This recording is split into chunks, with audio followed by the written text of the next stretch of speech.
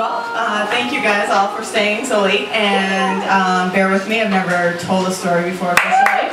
I've told them at parties, no one ever likes them, I can see them drifting off before I'm done. So, power trips. Had no intention of telling a story tonight. Jotted down some ideas about power trips. I'm not telling any of them. I'm telling you my personal power trip. Not in the nasty, I'm going to exert my power over you sense, but in a triumphant sense. So, sorry if the last story, oh no, Hannah will pick things up. I was going to apologize if the last story was kind of a bummer, but this beautiful lady will perk you back up. So, and you know what? I take away all those disclaimers, my story might help you too. So, as you might notice, I have very thin hair, and this has always been my biggest self-conscious feature. So, started very young, probably second grade, when Marty used to, God only knows what Marty's last name is, but Marty used to call me No Hair every day. It came out in a very sing-song voice, no hair, no hair. So, I would cry.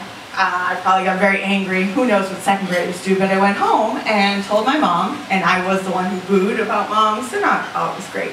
But my mom came up with a winner that day. She said, well, you know, look at your hair, Michelle. It's spun gold. You can't have a lot of it. I was like, I didn't know what I don't know if it helped me that day, because the next day Marty still called me No Hair. But when I tell that story to myself and people now, I'm like, score one for my mom. Like, that's really great.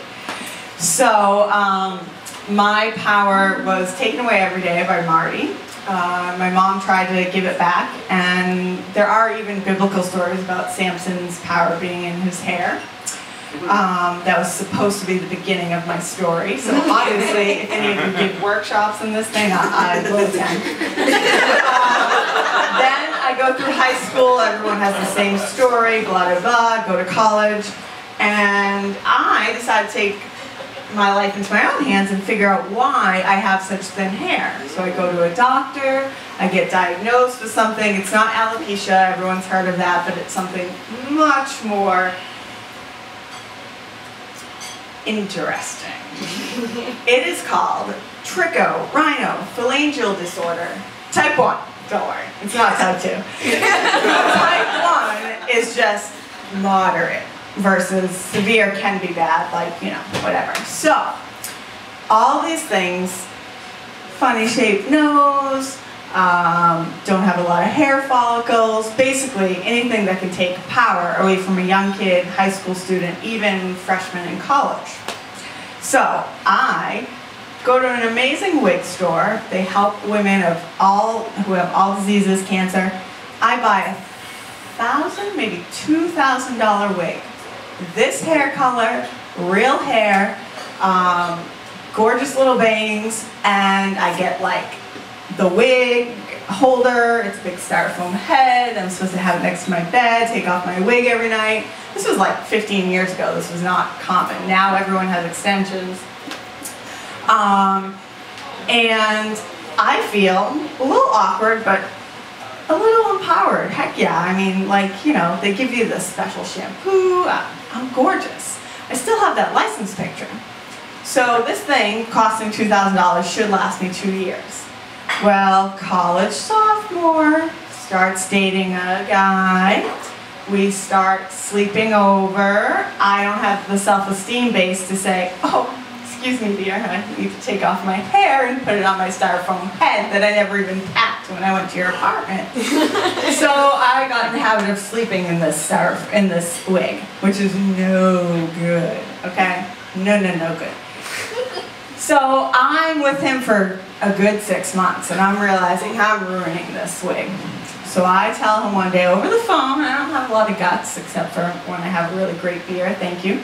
And I'm going to be in trouble. After that, I can still win. So I tell him over the phone. He has to think about that. I think 9 months I was dating this kid. He has to think about this. Okay, I let him think about it. I still date him for like another 6 months. 9 months, whatever. But at least I can take my wig off when I go to his apartment.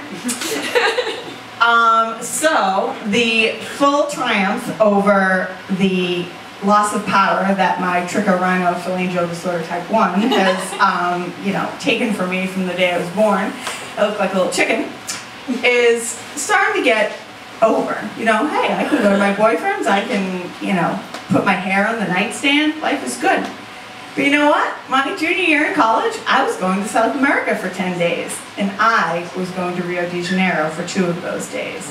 And all of us were talking about what we're going to pack, and I realized I don't want to be having my hair next to me on the nightstand, and I don't want to have to worry about running in and out of the beautiful beaches of Rio. So you know what I did? I threw away that wig. And that was my ultimate power trip, to throw that in the trash.